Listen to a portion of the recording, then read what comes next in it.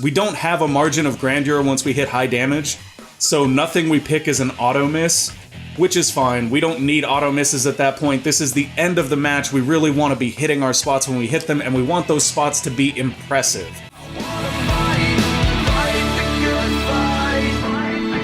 Let's get good. I'm the Gamer Under Development, and this is a tutorial for the CPU logic of Fire Pro Wrestling World. So we're already in game, and I am using Bobby Freedom. He is an all-American blue-collar wrestler that is part of our GFW EFED that we're building right now. We're gonna go through and do his logic. The reason I chose him is because he is a technical wrestler, and there are some very interesting gotchas that you need to pay attention to if you're gonna work with technical wrestlers in Fire Pro World.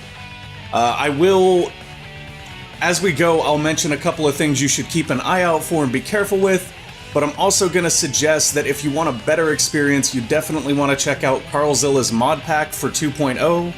It has some options in it that will make CPU logic a lot more sensible in some areas. So let's dive right in. We'll start off with our sandbag stall logic. So what I'm going to do is I'm going to set everything to 0 real quick. It doesn't take long to repopulate these, and it'll give me a chance to explain how we're doing that.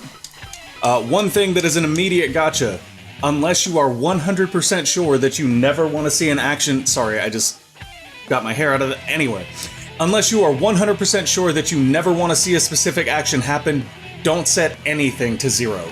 Just don't. If you set it to 0, it's just not going to happen at all, and no matter how much you might think you want that, unless you're 100% sure, you're basically just limiting the options that the edit has when it's wrestling. And that's fine, but it can create some very boring and stagnant matches if, like, certain moves are just completely pulled from their moveset. They essentially don't have them at that point. Anyway, let's dive in. So I like to start with a thing that I know I'm going to have the highest percentage in. In this case, that's going to be the initiate grapple. And I'm going to go ahead and give Bobby Freedom a 50 in initiate grapple, and I'm going to give him a 10 in stand back and a 15 in circle. So essentially what these are, initiate grapple is exactly what it sounds like. And what we're telling this to do is at small damage, half of the time when it's making a decision what to do, we want it to initiate that grapple. 10% of the time, so that's maybe 1 out of 100 times, or rather 1 out of 10 times, sorry, he'll stand back and just breathe, basically. That's actually important. Setting that one to some value is important because it controls when that edit will stand back and take a breath. Circle opponent is the edit trying to get around for a back grapple, which I have at a 15 here for Bobby because he's a technical wrestler and it makes sense for him to try to take the back, but for most people, I leave that at maybe 10. So now we move on to the sort of the meat and potatoes of this particular category, and that's our strikes. So I'm going to go ahead and look at what percentage we have left, which is about 25. So if I say we have 15... for a punch, 10 for a knife edge, we're done, right? The problem with that is that we are not accounting for any of these heavier attacks right here. So instead, what I'm going to do to try to make it so that there's a lot of variety in the way that Bobby strikes when he's in the ring, I'm going to go ahead and give him probably 5% across all of these. So this is at low damage. This is when they're just starting off the match, and that's fine. None of these are very high miss moves. Like if you had a move in here, so we've got the fierce knife edge chop, which is pretty easy to hit. The lariat attack hits pretty easily, and the leg tackle hits pretty easily. But if you had like a slow drop kick or something else, you might want to put that at 0 for this, and instead do that more when they're at large damage, because there's a better chance they'll be dazed and it'll hit. Anyway, so let's move on to large damage. Now, because Bobby is a technical wrestler, we're going to assume that as the opponent becomes more damaged, he becomes less inclined to strike and more inclined to go to the ground. So we'll put that back at 60. We'll leave his breathing at 10, that's what stand back really is for us. For the circle opponent, we'll leave it at 15 as well, and what we're going to do is we're basically going to say, okay, if the opponent is heavily damaged, Bobby's probably not going to waste a lot of time punching. What we're more likely to see is probably a little bit more leg tackling going on, and I don't want to do a full-on 10 there, so I'll do 5, and then maybe, let's see, 5 there. And like I said, we don't want anything to be 0 because that kind of makes it just really boring and predictable. So we'll do something like that. May seem a little bit odd. We didn't really get more leg tackle there like we would have liked, so I'm going to do that instead. Okay, so now what we're seeing is At small damage, Bobby is going to initiate a grapple 50% of the time, he's going to breathe 10% of the time, he'll circle 15% of the time, and then he will basically use all of his strikes an even amount of times, which will keep a variety when he strikes, and that's what makes watching the matches in Fire Pro World so interesting. So we're going to do that just as it is, and then over here we see that once the enemy is more damaged, Bobby is more inclined to grapple with them, and he's also more inclined to just leg tackle them to the ground. Which makes sense to me. That's what we want for his edit. Now we're going to get into the initiate grapple. This one is actually, there's more numbers here and it might seem more daunting, but it's actually even easier. And the reason for that is we have some simple things here that we're going to be able to give high percentages to, which makes it easier to sort of get rid of that 100%. We're essentially distributing that 100%. So right here we've got hammer throw, and I'm going to say in the beginning of the match, Bobby is about as likely, well, okay, so hold on. One thing we have to consider here is in small damage, these small grapples are going to hit. These medium grapples are going to auto-miss unless the opponent uses Ukemi, which is something we'll get to later, but essentially Ukemi is letting them hit, is when your opponent, it's when your opponent lets you hit a move. So the mediums are gonna auto-miss here unless the opponent lets us hit a move, and so are the bigs, which is important, but more important for later. And typically this small plus medium is your finisher from the front grapple, so you definitely don't want that in your small damage. So what we do know we want is that 25% of the time, so 1 out of 4 times, we want Bobby to go ahead and Irish whip them. That's something I do for most characters just because it makes a lot of sense. This Grapple 3D right here is the front headlock as it says to the right, so we're going to go ahead and give that a 10 for Bobby. That's mainly just to allow him to move people around the ring. And then we're going to look at these small grapples. These are the ones we expect to succeed, but we're not going to start there.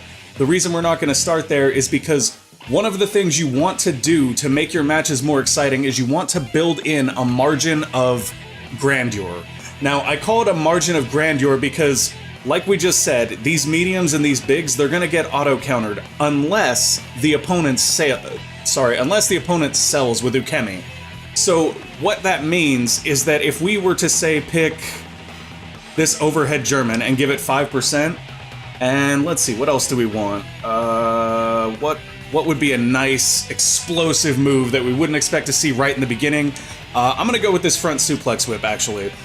So basically, what's going to happen here is 10% of the time that Bobby goes for a front grapple at small damage, he's going to use moves that are either going to be countered, or if the opponent decides to use Ukemi and let them happen, they're going to be really explosive and cool to look at.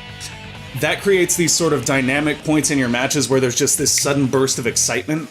You know, if Bobby and the other guy are trading punches and then all of a sudden Bobby hits him with a front suplex whip, it's just gonna look cool. So that's why we're doing that. So what we're left with now is 55%. So we need to split that amongst these 4. So I'm gonna start by going 15 here, and I'm honestly not mathing it out so well right here. I'm just sort of eyeballing it and seeing what we end up with. Okay, so that actually gets us through to 100. So what I'm going to do here is I'm going to try to even these out as much as I can. And the main reason for doing that is what we talked about earlier, which is we want a lot of variety here. I do have 3% left, so I can leave one of these sort of light. So let's look at these and go, well, which one? You know, Bobby's less inclined to use an elbow stamp than he is to use a sweeping hip throw, a fierce headlock, or a fireman's carry. So we'll go ahead and give those 1 extra percentage. The other thing we could do here is we could say, you know, Bobby's not a striker, let's go ahead and let's knock that down and take each of these to 15, which is I think what we're gonna do. So we've got right here, 15% chance to use all of our sort of technical grapples, 10% chance to use our sort of roughneck strike, and then 10% margin of grandeur right here, combined with our whips and all that. So the thing I'm gonna do here that makes a lot of sense, for me at least, is Bobby's not going to change how much he moves opponents or Irish whips them based on their damage, really. Like, that's not something technical wrestlers will do a lot. With more of a high-risk style or a striking style, I would probably increase the hammer throw percentage the higher it goes. Also, with big guys that gas out real fast, increasing that means that they wear their opponent down faster, which essentially helps them later in the match. That being said, for Bobby, it makes sense to keep these sort of level. So now we'll move on to medium damage. So when we're in medium damage, we know that our small moves are going to hit, and we know that our medium moves are going to hit, so our margin of grandeur is down here in the bigs and the finisher. In this case, because Bobby's front finisher is an airplane spin, which is more of a wear down move and less of an actual finisher, like he's not designed to finish with that. In fact, it's set as a signature, I believe. So what we're gonna do is we'll give that part of our margin of grandeur here. Because in the middle of the match, wouldn't it be cool just to see Bobby whip the guy up on his shoulders and start airplane spinning him? Like, it would signal, oh man, that's a pretty big move. He's wearing him down, he's making the guy dizzy. Maybe he's gonna go for a finish here. But of course, because he's only got medium damage on the opponent, he won't get the finish, but it still creates that excitement. So we're gonna do the same thing here, where we're gonna give 5% to this triple brainbuster, because in the middle of the match, that's gonna be sort of an unexpected move, and it's gonna look great. That, of course, is Shades of Eddie Guerrero, which is awesome. We love Eddie. If you don't love Eddie, then you got problems. You gotta love Eddie. Anyway, moving forward. So we're gonna go ahead and put maybe 5% in each of these. We can always adjust this. I'm just using this as a baseline so that we don't completely stop using our small moves. But what we do want to do is we want to be using these medium moves a lot more now. So I'm going to give them probably the same things that we gave to the first row, except a little bit less. Okay, so what we're going to do here is we're going to pull 5% off of this. We've got a 10% chance to use all of our medium moves right now. And because this was lower in the first place, we'll take that down to 2, and we'll try to level these out at 4. There we go. So as you can see, it's a lot of just adjusting and getting the balance the way you want it. Now we're on to the large damage moveset, and this is where you're going to see some really, really low percentages, and that's going to maybe make you think, oh, well, we're not going to see this move at all. It's not like that. It really isn't. In fact, in gameplay, one of the things you'll notice is that because there are 4 of these small grapples, even if we go with 2%, you are just as likely to see one of these kind of fire off almost as the Irish Whip here. And the reason is because if they don't Irish Whip, it goes to this. And if everything is 2 to 8%, for example, 2% is actually a pretty good chance for that to happen. Not to mention that there are 4 of these, so the chance of getting one of them is actually more of an 8% than a 2%. So we're going to go over here to the front whip, and we'll set these to maybe 5 to start with. These are our medium grapples. We don't have a margin of grandeur once we hit high damage, so nothing we pick is an auto miss, which is fine. We don't need auto misses at that point. This is the end of the match. We really want to be hitting our spots when we hit them, and we want those spots to be impressive. So we're going to go with the most impressive spots and try to give them a little bit more oomph than the other spots. That'll be our triple brainbuster, that'll be our airplane spin, and then we'll go through and give these guys a little something something. Our overhead German is still great, so is our capture, and it looks like our percentages are a little too high at medium. So we're going to take all of these down to about 4, and then come in here and see if we can put a couple of points into these guys. See, now we have a problem, and this is when you know you have a problem. At large damage, you're going to want to be doing the large damage moves a lot more than you're doing the medium damage moves, so if our percentages are real close like this, it means we need to knock the rest of these down a little bit. So I'm going to take these down to 1, because we really don't need small moves to happen that often. We'll drop all of those down to about 3, and then see where that puts us over here. Now, if we could get 10 in all of these, that would be nice, and I might actually take the airplane spin down a little bit. Yeah, I think that's good right there. If we can do that, that's pretty close. In fact, let's make the airplane spin 9% because that's a bigger spot and we want it to happen slightly less often. And let's make the overhead German 10. So that's it. We have done all of our initiate grapples, and it's basically just the process of going through this. There are some gotchas. We didn't actually run into too many of them here. I should actually stop for a second and talk about the back roll necklock. When you have submissions on an edit, and you have them turned up in your large damage slot. See how mine is at 10% right there?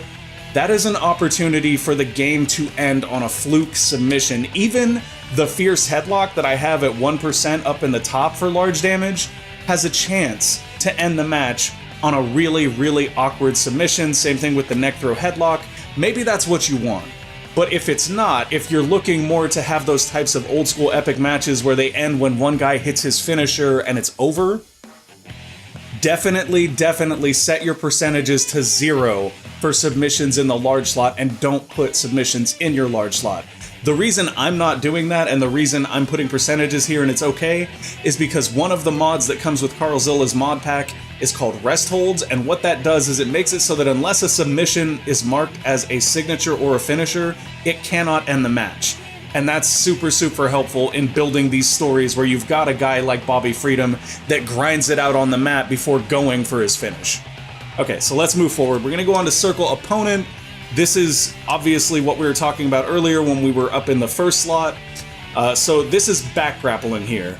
And we're gonna go ahead and start with our Irish whip like we always do. We'll go ahead and give that 25%. 1 in 4 is perfect. Thank you for shaking, Hannah. I'm sure everybody wanted to hear that. And then we're gonna go in here and start assigning these. This is very much the same where we've got a margin of error, margin of grandeur, sorry, in our big slot. I apologize for kind of stepping on my tongue a little bit. I actually haven't done a video in a little while, so I'm getting back in the mix of it. So we will go ahead and set 5% for the uproot backdrop, and then what else do we want to give a nice 5%? This body choke sleeper right here, this is Bobby's finisher, so we do not want to put 5% of that on small damage. Let's see, sleeper suplex isn't bad. Schoolboy's not bad early either. Like, actually, at small damage, a schoolboy just sort of creates excitement, so we'll go with that. And then what we want is for these guys... Oh, excuse me, guys. What we want is for these guys to be balanced between what's left. So I'm actually going to look. We have about 65% left, so 30, and then 30, and then we'll go from there. So let's go 30 and 30. That may seem like a lot here. It does mean that when you get behind them, you're going to grapple more than you Irish whip, but that's what you want anyway. It's very rare that you see somebody circle around and get someone's back just to Irish whip them. Like, that doesn't make a lot of sense. So we have 5% left here. What I might do is go ahead and put it in this sleeper suplex, give us a little bit wider of a margin of grandeur here, and that's okay. That's okay, because people getting countered from the back with those elbows, that's pretty common anyway, so it's okay for us to have a slightly higher margin of grandeur. Let's look at our large damage now, though. So we're going to do 25% for our hammer throw again, because that makes sense. Now this is interesting. The higher percentage we set on this body choke sleeper, the higher chance that as soon as they hit large damage, he goes for the finisher. Now the catch there is that if he goes for the finisher as soon as they hit large damage, the chance of him actually landing it and getting the submission is a little bit lower, right? So what I'm going to do is I'm going to leave this at a modicum of 5%. Like, that's pretty low, it might seem like, but the idea here is that we do not want Bobby going for that all the time. We want him going for that when he's going to finish. Now this schoolboy roll-up here, I'm actually only going to put it 1. Do we want that to give us fluke wins sometimes? Absolutely. Do we want that to become the common way that Bobby wins matches? Not at all. So we're going to give that a 1. These leg trips and things are going to be lower than they were previously, and that's because now that we're at higher damage, we're going to focus on things more like this uproot backdrop a little bit, and this sleeper suplex, which will finish out our percentages, although we may want to balance these a little bit better. Something like that. That'll mean that essentially when you get that back grapple at large damage, there's a reasonably good chance that either a leg trip, takedown, uproot backdrop, sleeper suplex, or Irish whip is going to happen. And there's a pretty small chance that it could end in a schoolboy roll-up, which is a great thing for a face, which is what Bobby is, so that's fine. And there's a small percentage chance that Bobby is going to lock in his body choke sleeper, the American Dream, and finish it right there. Okay, so we've got our Irish whip settings here, very much the same stuff, except for here, we have counter, and it says breathe next to it. That's what that abbreviation means. That's not what it is. The counter here is whether they drop or jump over the person. In this case, it's not used at all by Bobby. He literally doesn't have those as a technical wrestler, so we don't need to assign a percentage there. That's essentially a percentage to do nothing for him. So let's go and look at what our small and mediums are, or actually let's look at our bigs. Because our bigs in the low slot are our margin of grandeur, and we only have 2 of them, we're just going to put 10% there like that.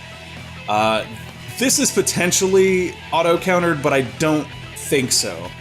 Like, I'm not actually sure how the back countering works, because we don't get a small damage, medium damage, large damage. In our logic, we only get a small and large.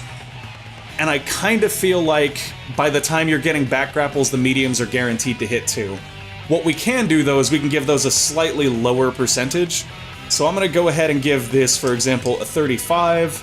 Give our back switch here a 15. And these are running, these are running moves. So, yeah. With these, it actually is just as likely you'll hit a medium as a light in my experience. But we'll still give this just a little bit more percentage. Yeah, that's probably fine. And because the Usutogari bomb is him running, we may actually want to knock that down. Yeah, I'm going to bring both of these top ones down a little bit. And the reason for that is the likelihood that Bobby Freedom is going to bounce off the ropes and hit a running attack is a lot lower than the likelihood that Bobby Freedom is going to Irish whip someone into the ropes and then catch them coming off of it with something like a drop toe hold or a front suplex. In fact, let's bring this down a little bit more and bring this up a little bit more. Yeah, I think that's a little bit better of a thing. Now, here's where it gets interesting. At large damage, we can change the way that Bobby acts. So what I'm going to do at large damage is we're going to give him a higher chance to hit this Uranagi. We're going to give him a higher chance to hit this leg tackle running. But the other thing I'm going to do is I'm going to shift his focus away from this drop toe hold, leaving it at a 5%, and shift it forward towards towards this Usotogari bomb. The Usotogari bomber, I don't know if I'm actually pronouncing that right, but that's essentially an STO in Western wrestling. So we're going to make that one a lot higher of a chance here, because as the match goes on and Bobby gets more aggressive and, you know, everything gets more worn down, there's a better chance that he's going to charge in for that STO and put them down, then Irish whip and patiently wait for them to come to his drop toe hold. If he does Irish whip, though, there's going to be a pretty good chance that he's doing it to hit this front suplex. So we're going to leave that percentage where it's at for that. And actually, let's take the back switch down to 5 and raise that a little bit. We really want him to go for the Usotogari bomber or the front suplex when they're at large damage. Okay, so now we go look at opponent against corner. I'm going to go ahead and set everything to 0 to start with. In this case, what I want to do early on is I want there to be about a 50% chance he's going to run in for that corner strike. This one is also another one that's not as prone to the auto reversals. If you get them to medium damage, it'll trigger the small damage logic here, and you'll usually get the grapple. So what I'm going to do is I'm going to go 15, 15, and we'll wait on this Spider German. So if you don't know what a Spider German suplex is, it is a suplex from the top rope. That's a German suplex where they lock their legs into the rope so that they don't go down with the opponent, which leaves them in a position to hit a high-flying move. Now, Bobby Freedom is a technical wrestler. He has only one high-flying move, the moonsault. Yes, that's a Kurt Angle thing, and yes, I love the idea of technical wrestlers having one big high spot that they probably don't hit that often, but when they do, it looks spectacular. So we're going to leave the Spider German alone for right now, and we're just going to raise these ones to 25. The reason for that is we don't want him setting up for that big high-flying move unless they're already at large damage. So here, what we're going to do is we're going to change our our front drop kick to 25. We'll leave these guys at 25 as well, and we'll go 25 for the Spider German. This right here basically means that when someone goes in the corner, you really don't know what's going to happen. And that's great for creating suspense in matches. It makes things a little more unpredictable. How boring would it be if every time we whipped them into the corner, Bobby went in and just German them into the turnbuckle? Every single time. Wouldn't be that interesting. So now let's go to opponent down near corner. We have the moonsault press in every slot here. This is where I'm going to do something that I recommended not doing earlier. We're going to go 100% do not ascend and 0 on everything else, because at large... Or wait, that's large damage, I'm sorry. I was expecting that to be small damage. It's easy to forget which damage options are available to which section. Since this is only large damage, what we're going to do here instead is actually... Oh man, this is interesting.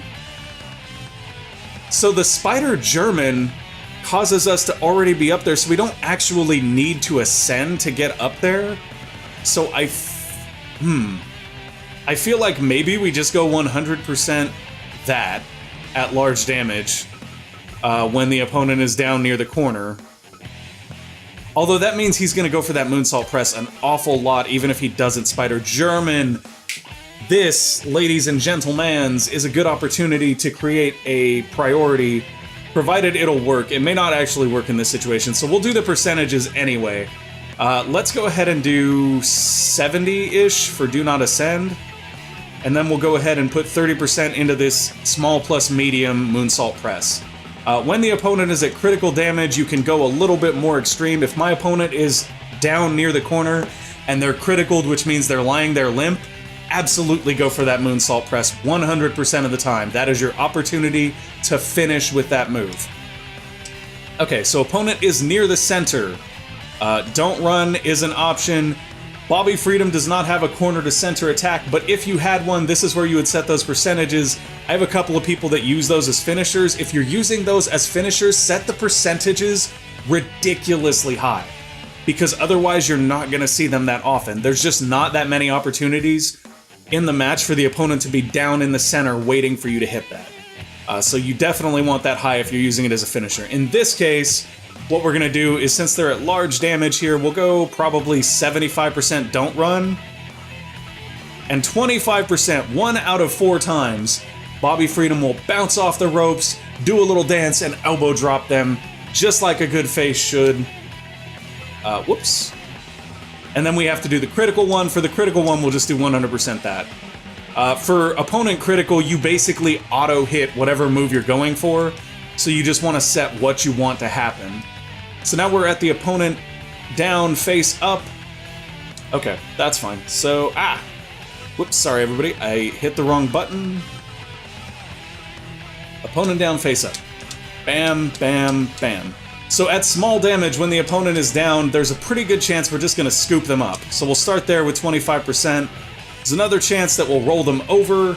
It's actually hard to set up sort of combinations of roll them over and hit this move. That's a little bit of a pain. You can kind of do it with priorities. So this basically just represents a chance to roll them over and mix up the moves a little bit more. So 10% for that is fine. So we've got 65% left to play with. We do have our margin of error here. It's really not as large as it seems, because once again you see that we don't have a medium damage thing, which in my opinion means the mediums are sort of our small damage here. So these guys are likely to hit, these guys are slightly less likely to hit, and these are our pins. So at low damage, I am totally okay with Bobby going for these pins frequently. So we'll give those 5%. We'll also give these sort of larger moves 5%. And then we'll give these stomps and strikes a little bit higher. 20 and 25 is fine there. And do we want to work the leg or the arm more? Actually, let's do neither. Let's do this. That's a little bit better. Okay, so when we get to large damage, this is where things get interesting, because once again, at large damage, we'll still probably want to scoop them up a lot. We'll still probably want to roll them up roll them over a reasonable amount of times. However, what we won't want to do at large damage is we won't want to throw these pins on unless we really want to win off of a random pin. Not worth it, I promise you that, so we're not going to do that. Instead, what we're going to do is we're going to make these percentages relatively high. And the reason for that is because we know that neither one of these is going to submit people because they're not set as signatures. If you are not using Carlzilla's mod, I cannot stress this enough, set these large damage submissions to 0 unless you want them to end the match.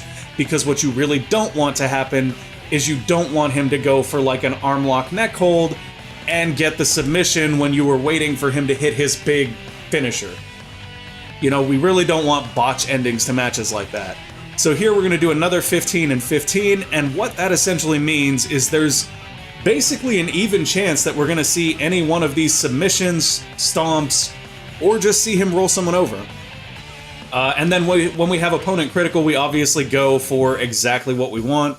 In this case, I'm going to go 100% pick opponent up because we really don't want him to finish with a jackknife hold or a figure four jackknife, and we can't actually finish with these submissions, so we'll just scoop them up if they're critical. So here we are, same settings, only this is when the opponent is facing down. Still a good chance we'll pick them up. In fact, this is where this is going to be kind of interesting. At large damage, there is a 50% chance we want to pick them up. The reason is, if we pick them up from behind, it sets us up for that back grapple, which will set us up for the finisher. So we're going to set that a little higher there, right off the bat. We'll go 15% for the rollover here, just like we did on the other settings. Got a knee stomp here, which is probably going to be pretty high number for us. Also, this uproot belly to back is going to be a higher number for us. And then the omoplata crossface, probably going to be a decent number. But for right here, we'll go with the silent clutch and the uproot German first as a means of getting some early pins just to create that excitement when the opponent kicks out. And then we'll go with the omoplata crossface and the sickle hold at about 10%. Perfect. Here for our large, we'll probably do the same thing where we just balance it. It may seem weird to balance it like this, but oh wow. We have a lot less percentage to work with here. I forgot that we added so much to large damage. That's okay. So we're going to bring everything down to 5 and see if we can kind of balance it that way. What we're not going to do here in large damage, though, is add in our pins. We don't want those pins there because if we get the pins, that's just going to lead to a fluke win. For the most part, if you're trying to set up a move plus pinning combination, what you're going to want to do is you're going to do that in priorities, which we'll get to very, very soon. Now, if they're at a critical damage, I'm actually okay with him ending the match with an uproot German suplex. I think that'd be kind of a cool finish, so we'll go ahead and max that out at 100. Or will we? No, we won't. We won't. We'll do 50 here and 50 on the uproot German, and the reason for that is that if they're critical and we scoop them up from this position, we're basically setting up for the finisher. Or we can just end with an uproot German that we don't really use often otherwise, so it'll still be kind of a cool finish to the match. Opponent's dazed near the corner. So this is mainly for setting up your high-flying finishes or your high-flying moves on opponents that are standing. Bobby doesn't really have any of those, so to make this simple, we're going to do maybe 80% this and 20% feint jump. And the only reason we're doing feint jump at all is because it's kind of funny to see like a technical guy pretend like they're going to jump in on someone and then be like, psh. So we'll go ahead and tune that down. Where are we at now? Sorry, guys. There. Opponent dazed near center. So this will be running moves when your opponent is dazed and ready to be kind of laid into. So what I'm going to do here is I'm probably going to set don't run to about 70% because Bobby's not the type to really go for heavy runs. But if he does, I really kind of want him to just a Sudagari bomber somebody if they're dazed. The back switch isn't as impressive if they're dazed, neither is the leg tackle. But if they're 100% worn down, we can go for that leg tackle. I'm fine with that. Like, if they're critical, let's go for the leg tackle and finish them in the guard position. Or the mount position. Okay, so this is just the opponent standing dazed. What do we want to do if they are standing in front of us dazed? I really, really love the way this Fierce Knife Edge chop works and looks, but I'm going to go ahead and say we probably want about 20% here, about 20% here, little bit here, and a little bit up here. Now, when we get to the large damage, what we're going to want to do is set our back grapple percentage a lot higher. Once again, we're going for that finish. So I'm going to set that to about 50. Leave this maybe at 15. Go with maybe a 10 here and a 10 here. And just to keep variety, we'll add our lariat in here too. Now we've got 5% left. I'll use that to change our front grapple to 20 again. Seems pretty balanced right there. If the opponent is critical, we want a 100% chance to go... Wait, what happened? I clicked the wrong thing. Whoops. Okay. Well, we'll fix that. Shouldn't take long to get it back where it was. I don't know why it did that, though. We had all of our percentages set. We had 100% in every category, I thought. I could obviously have been wrong there, but I was reasonably sure that we had what we wanted. Let's go 20... 20... I bet you this first category was a little bit short. That's probably what it was. Okay, so we've got 20% left, so we'll just put 5 across each of these. That's, I think, what got us right there. Sorry about that, guys. Alright, so this one is going to 10, 10, and 10. There we go, and that's 100. Perfect. Now it didn't erase anything. So guard position and mount position, these are very important things for some wrestlers, not for others.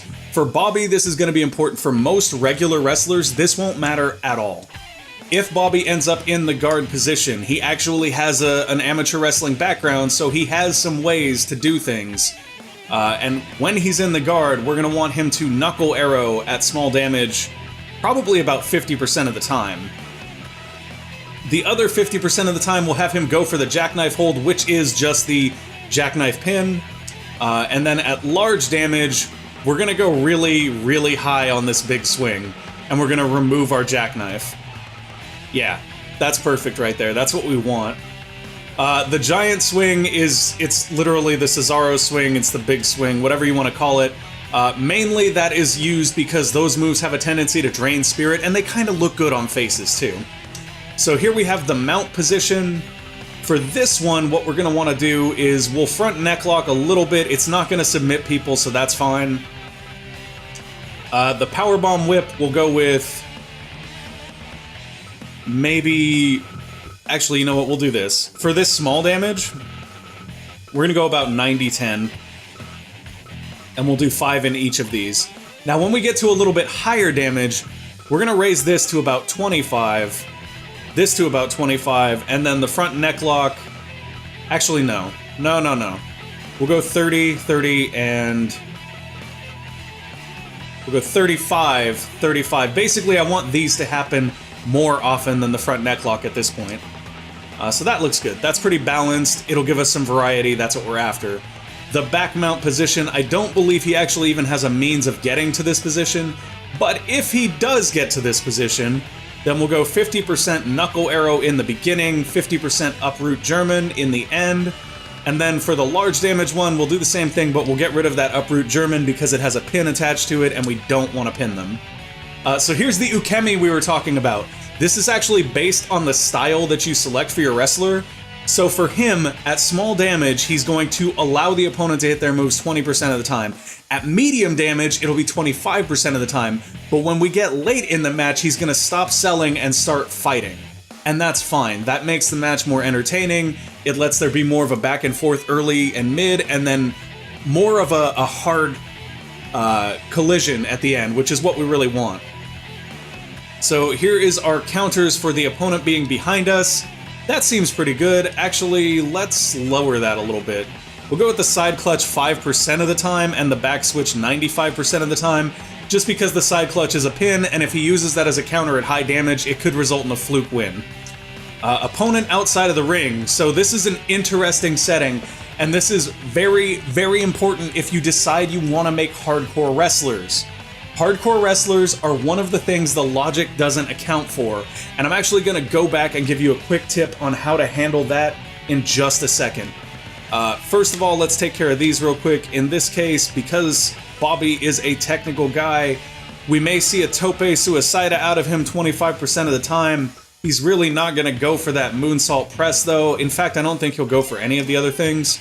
So let's go 25% tope suicida, 25% leave the ring, and 50% just stand there. Like, don't chase them out of the ring. There's no reason to.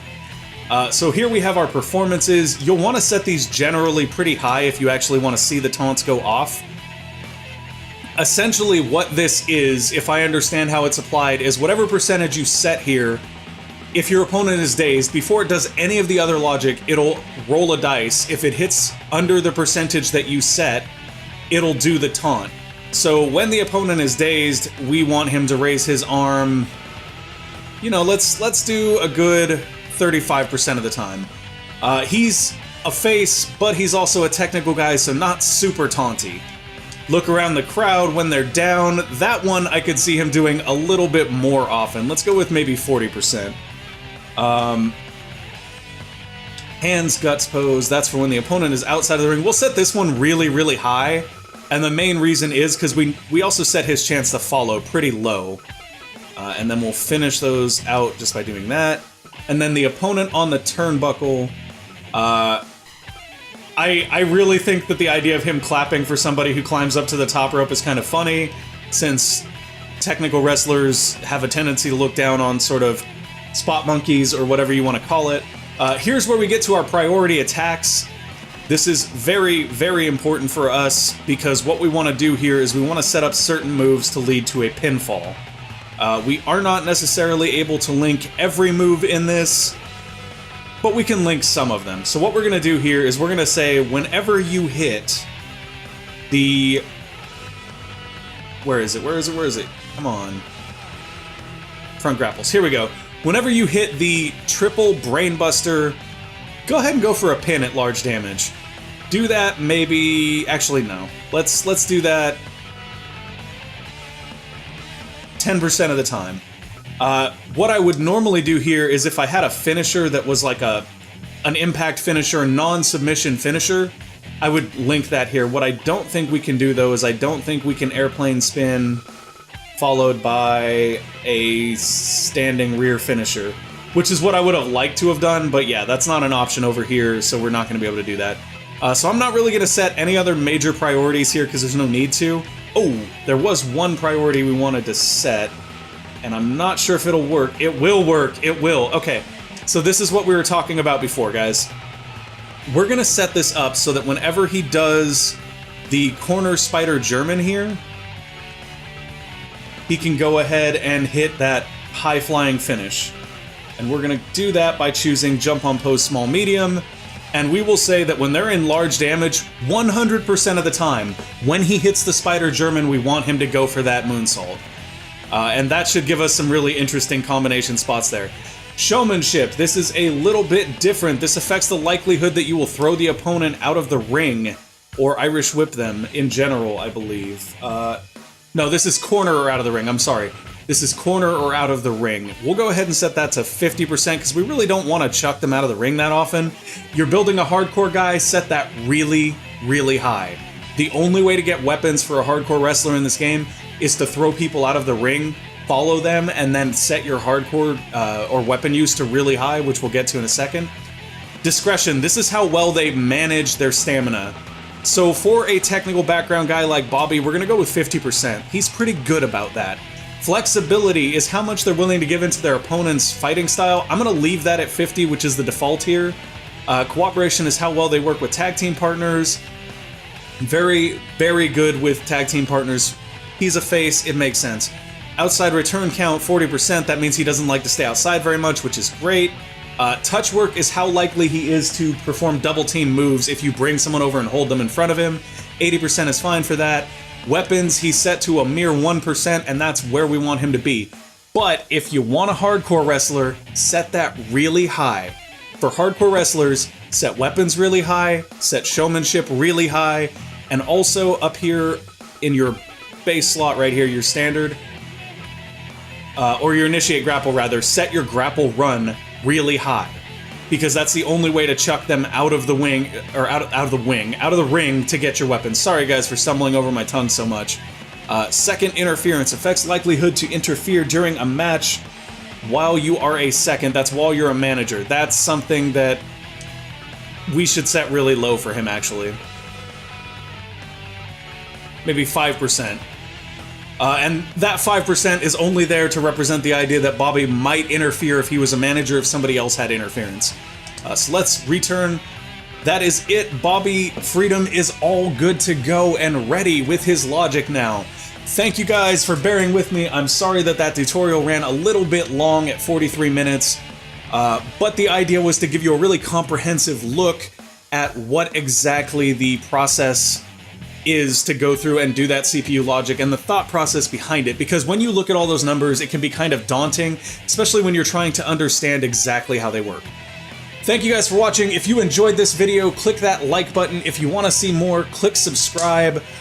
If you're interested in being part of our eFed, there will be a link down in the description to join up. We have 2 slots left for our initial tournament.